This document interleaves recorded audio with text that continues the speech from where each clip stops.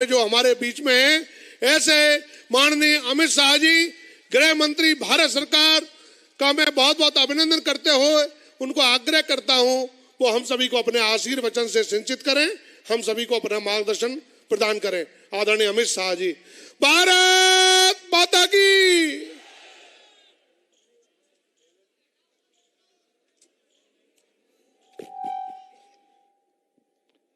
मेरे साथ बोलिए, भारत माता की। क्यों भाई, क्या हो गया आप लोगों की आवाज को? ये बाबूजी की भूमि है, ऐसी आवाज नहीं चलेगी भाई। यहां से मोदी जी तक आवाज जानी चाहिए। अतरौली विधानसभा में भाजपा वाले इकट्ठा हुए हैं। सभी लोग मेरे साथ दोनों हाथ उठाइए, उठाइए दोनों हाथ, विजय के संकल्प की मुट्ठी बींचिए और प्रचंड आवाज से बोलिए, भारत माता की, भारत माता की। मंच पर उपस्थित मेरे मित्र और सांसद एटा श्रीमान राजवीर सिंह जी, रज्जू भैया जी, मेरे साथ आए हुए श्री अर्जुन राम मेघवाल जी, जिनके जिम्मे ये ब्रज भूमि के चुनाव की जिम्मेदारी है, हमारे उत्तर प्रदेश के सह प्रभारी भाई संजीव चौरसिया जी, अलीगढ़ के सांसद श्रीमान सतीश गौतम जी, आज मैं जिनको चुनाव जिताने की अपील करने आया हूं, ऐसे हमारे युवा विधायक, मंत्री और अब प्रत्याशी श्री संदीप सिंह जी, जिला के अध्यक्ष चौधरी ऋषिपाल सिंह जी, पंडित ठाकुरदास शर्मा जी, चौधरी नत्थू सिंह जी, श्री सुरेश यादव जी, श्री हरप्रसाद नायक जी, श्रीमान रईस खान जी और आज इस सभा में उपस्थित प्यारे भाइयों, बहनों, माताओं, युवाओं, आप सभी को मेरा प्यार भरा नमस्कार। सबसे पहले महर्षि विश्वामित्र की तपोस्थली रही इस अलीगढ़ की भूमि को मैं शीश झुकाकर प्रणाम कर कर मेरी बात की शुरुआत करना चाहता हूं। मित्रों, जब भी अलीगढ़ आते हैं, राजा महेंद्र प्रताप सिंह जी को कैसे भूल सकते हैं, जिन्होंने अपनी संपत्ति का परवाह किए बगैर शिक्षा को बढ़ावा देने के लिए उस जमाने में इनिशिएटिव लेकर महेंद्र प्रताप सिंह जी ने ढेर सारे काम किए। ये भूमि है जहां शहीद आजम भगत सिंह कई महीनों तक सादीपुर गांव में रहे और क्रांति की ज्योत को प्रज्वलित करते रहे। मित्रों, ये राष्ट्रीय आंदोलन के साथ जुड़ी हुई अलीगढ़ की पवित्र भूमि है। यही भूमि है जहां सखी संप्रदाय के प्रमुख स्वामी हरिदास जी हुए, गोपाल दास नीरज, जिन्होंने ढेर सारी शुद्ध हिंदी की संस्कृत प्रचुर कविताएं देने का काम किया, वो भी ये भूमि है। और अशोक सिंघल जी की भी जन्मभूमि, कर्मभूमि अलीगढ़ ही। और मेरे लिए जैसे लोगों के लिए बहुत बड़ा आकर्षण का केंद्र है हमारे बाबूजी स्वर्गस्थ कल्याण सिंह जी की भी कर्मभूमि और जन्मभूमि, यही अतरौली, यही अलीगढ़। मित्रों, मैं भूल नहीं सकता, मुझे 2013 में महामंत्री बनाकर यूपी का प्रभारी बनकर यहां भेज दिया गया। मैं गुजरात से आता था, ना यूपी में कभी काम किया था, ना लखनऊ बनारस के बाहर कभी गया था। इतना बड़ा प्रदेश 80 सीटें लड़ाना, तितर बितर संगठन बहुत पसोपस में था कि क्या होगा, कैसे करेंगे। मगर मैंने समय मांगा, बाबूजी ने समय दिया। राजू भैया भी थे, बाबूजी के घर पर भोजन के लिए गया और पिता की तरह, जैसे पिता अपने बच्चे को उंगली पकड़कर चलना सिखाता है, उत्तर प्रदेश की राजनीति के पाठ सिखाने का काम महान बाबूजी ने किया और उसी की नींव पर आज 3 सरकारें बनी। एक व्यक्ति जिसने सबसे पहले उत्तर प्रदेश के अंदर समाज का विभाजन करे बगैर पिछड़ा समाज को उसका अधिकार देने की बात करी, अधिकार दिया और उत्तर प्रदेश के पिछड़ा समाज का राजकीय गौरव बढ़ाने का काम किया। एक ऐसी व्यक्ति, जब सवाल आया कि राम जन्मभूमि चाहिए या मुख्यमंत्री की कुर्सी चाहिए, खुमारी के साथ हंसते हंसते मुख्यमंत्री की कुर्सी को ठोकर बरकर मारकर राम जन्मभूमि के काम के लिए। हम तो बड़े युवा थे, मैं झांसी की जेल में था, वहां पर कोर्ट में ले गए, वहां किसी के घर पे साथ में बिठाया, टीवी पर देखते थे, बाबूजी इस्तीफा देने गए, चेहरे पर गौरव का भाव था, कोई दुख नहीं था कि राम जन्मभूमि के लिए इस्तीफा देने जा रहे हैं। और आज बाबूजी की आत्मा को जरूर शांति मिलती होगी, क्योंकि उनके जीते जी ही हमारे देश के प्रधानमंत्री नरेंद्र मोदी जी ने राम जन्मभूमि का शिलान्यास कर कर आसमान को छूने वाला राम मंदिर बनाने का नींव करने वाली बात होती है। इस धरती पर पग रखता हूं तब बाबूजी की याद सदैव मुझे आती है। मित्रों, मैं आज यहां आया हूं तब ये पूरी ब्रजभूमि की जनता को हाथ जोड़कर करबद्ध निवेदन करने आया हूं कि आपने 2014 में मोदी जी को प्रधानमंत्री बनाया, 2017 में भारतीय जनता पार्टी की सरकार बनाई, 19 में फिर से प्रधानमंत्री बनाया और अब 2022 में हमारे सफल मुख्यमंत्री श्री योगी आदित्यनाथ को फिर से एक बार मुख्यमंत्री बनाने का काम। ये 14, 17 और 19 का चुनाव, ये उत्तर प्रदेश का किस्मत बदलने वाला चुनाव रहा है। यहां सपा बसपा, बसपा सपा, ये बुआ भतीजा, ये जातिवादी सरकारें उत्तर प्रदेश का भला नहीं कर पाती। 22 करोड़ की आबादी वाला ये सूबा धीरे धीरे धीरे बीमारू राज्य बन गया था। भारतीय जनता पार्टी की सरकार आई, ऊपर 7.5 साल से मोदी जी की सरकार है, 5 साल से योगी आदित्यनाथ की सरकार है और 5 साल की डबल इंजन की सरकार ने उत्तर प्रदेश को बदलने का काम किया। मित्रों, भाइयों बहनों, मैं पूछना चाहता हूं, मोदी जी के राज में हर गरीब के घर में शौचालय पहुंचा है। अगर सपा की सरकार होती तो गरीब के घर में कभी शौचालय आता क्या? बताइए, आता क्या? हर गरीब के घर में बिजली पहुंची है।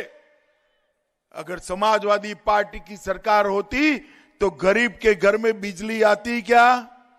जोर से बोलिए, आती क्या? हर गरीब की महिला के घर में गैस का सिलेंडर पहुंचा है। भाई पहुंचा है नहीं पहुंचा है? पहुंचा है नहीं पहुंचा है? अगर समाजवादी पार्टी की बुआ भतीजे की सरकार होती तो गैस का सिलेंडर पहुंचता क्या? पहुंचता क्या? 5 लाख तक की सारी बीमारियों का इलाज, 5 लाख तक का सारा खर्चा आज नरेंद्र मोदी जी ने दिया हुआ एक आयुष्मान भारत का कार्ड कर रहा है। मुझे बताइए माताओं, बहनों, भाइयों, सपा बसपा ने कभी ऐसी व्यवस्था करी थी क्या? जोर से बोलिए, करी थी क्या? हर घर में शौचालय, हर घर में गैस, हर घर में कार्ड, हर घर में लाइट और 40 लाख से ज्यादा लोगों को घर देने का काम ये भारतीय जनता पार्टी के प्रधानमंत्री नरेंद्र मोदी जी ने किया है। मित्रों, नरेंद्र मोदी जी ने। आप मुझे बताइए भाई, कितने लोगों ने टीके लिए? हाथ ऊपर करिए तो। सबने लिए ना? एक पैसा देना पड़ा है आपको? जोर से बोलो, देना पड़ा है क्या? ये अखिलेश बाबू टीके का विरोध करते थे कि ये तो भाजपा का टीका है, हम नहीं लगाएंगे। मित्रों, उन्होंने देश की और उत्तर प्रदेश की जनता को गुमराह करने का प्रयास किया। ये बात अलग है, बाद में डरकर उन्होंने भी लगवा दिया, मगर उनकी मानकर अगर टीका न लगाते तो ये तीसरी लहर में हम बच पाते क्या? जोर से बोलो भाई, बच पाते क्या? बच पाते क्या? माताओं, भाइयों, बहनों, 130 करोड़ की जनता को टीके का सुदर्शन चक्र लगाकर नरेंद्र मोदी जी ने उसको सुरक्षित करने का काम किया है। मित्रों, सुरक्षित करने का काम किया है। भाइयों बहनों, जब कोरोना आया तो रोजगारी गरीब की छीन ही जाएगी।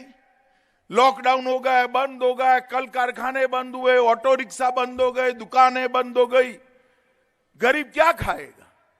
जो हर रोज लाकर हर रोज खाता था, उसके खाने के लाले पड़ने लगे। मित्रों, नरेंद्र मोदी जी ने देश के 80 करोड़ गरीबों को और मेरे उत्तर प्रदेश के 15 करोड़ गरीबों को 2 साल से प्रति व्यक्ति 5 किलो अनाज भेजने का काम भारतीय जनता पार्टी के प्रधानमंत्री नरेंद्र मोदी ने।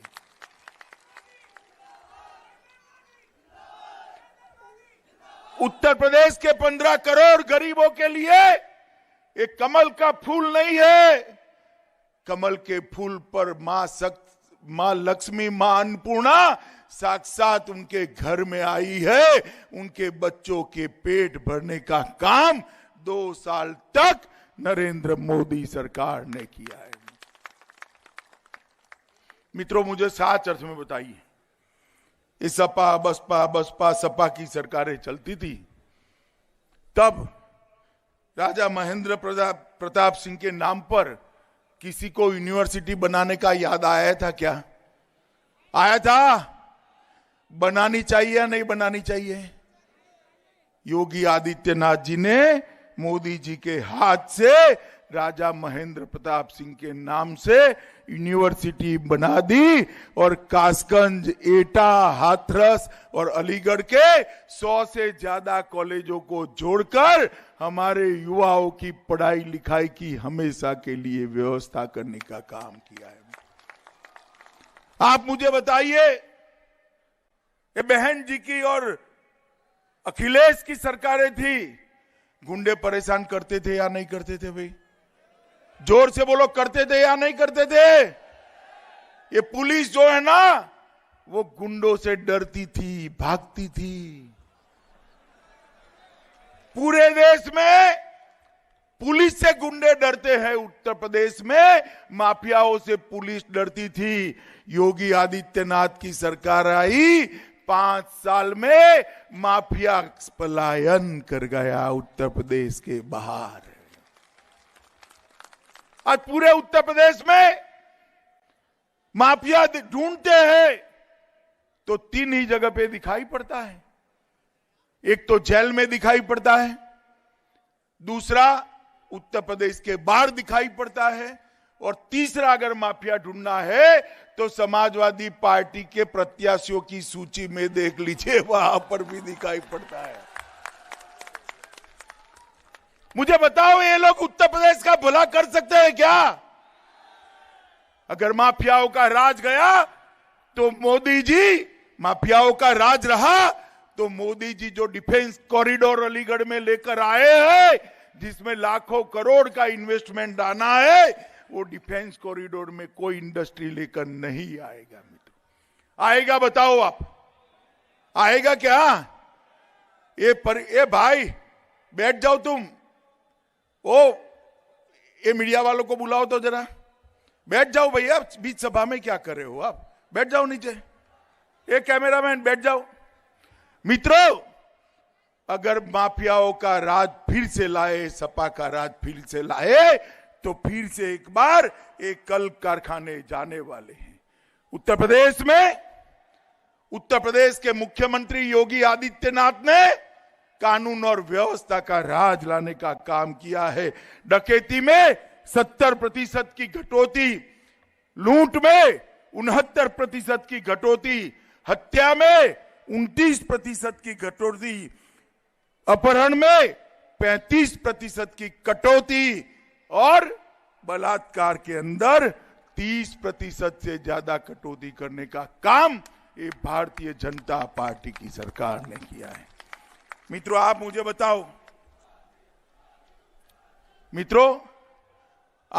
बताओ, कश्मीर के अंदर हमेशा के लिए कश्मीर को भारत के साथ जोड़ना चाहिए या नहीं जोड़ना चाहिए? जोर से बोलो, जोड़ना चाहिए या नहीं जोड़ना चाहिए? धारा 370 जानी चाहिए थी या नहीं जानी चाहिए थी? इस सपा, बसपा, कांग्रेस कभी हटाते क्या? हटाते? आपने मोदी जी को प्रधानमंत्री दूसरी बार बनाया। 5 अगस्त 2019 को मोदी जी ने धारा 370 को उखाड़ कर फेंक दिया। ये विरोध करते थे, अखिलेश खड़े होकर धारा 370 का विरोध करते थे। आएंगे नहीं, हिम्मत नहीं अतरौली आने की, मगर आए तो पूछना अतरौली वालों कि क्यों विरोध करते थे धारा 370 का। इस तरह से वोट बैंक की राजनीति होती। मेरे सामने खड़े होकर कहा था खून की नदियां बहेगी। अरे अखिलेश बाबू, खून की नदियां छोड़ो, कंकर चलाने की किसी की हिम्मत नहीं हुई। कंकर चलाने की नरेंद्र मोदी जी ने देश को सुरक्षित करने का काम किया है। भाइयों बहनों, देश को सुरक्षित करने का काम। ये सोनिया मनमोहन की सरकार थी। 10 साल तक सपा बसपा इसका समर्थन करते थे और पाकिस्तान से आलिया मालिया जमालिया घुस जाते थे, हमारे जवानों के सर काट कर ले जाते थे। और वहां दिल्ली में प्रधानमंत्री के सर पर, माथे पर जू नहीं रहती, मौनी बाबा मौन बैठे रहते। नरेंद्र मोदी जी की सरकार आई, भाजपा की सरकार आई। ये पाक प्रेरित आतंकवादियों को मालूम नहीं था कि ये सरकार बदल गई है। उन्होंने उरी में हमला किया, पुलवामा में हमला किया, हमारे जवानों को मौत के घाट उतार दिया। मित्रों, मगर इस बार कांग्रेस की सरकार नहीं थी, ना ही मनमोहन सिंह प्रधानमंत्री थे। भारतीय जनता पार्टी की कमल फूल की सरकार थी और नरेंद्र मोदी जी प्रधानमंत्री थे। मित्रों, 10 ही दिन के अंदर सर्जिकल स्ट्राइक और एयर स्ट्राइक कर कर पाकिस्तान के घर में घुसकर आतंकवादियों का सफाया करने का काम ये भारतीय जनता पार्टी की। नरेंद्र मोदी जी ने देश की 130 करोड़ की जनता का माथा गौरव से ऊंचा कर दिया। मित्रों, दुनिया भर में संदेश भेज दिया कि भारत की सीमाओं का उल्लंघन करने का किसी को भी अधिकार नहीं है। मित्रों, ये अपना अलीगढ़, मैं तो गुजरात से आता हूं। आज भी गुजरात में ताला लाना है तो कोई ऐसा नहीं कहता है ताला लेकर आओ, ऐसा कहते हैं अलीगढ़ का ताला लेकर आओ। कहते हैं या नहीं कहते देश भर में?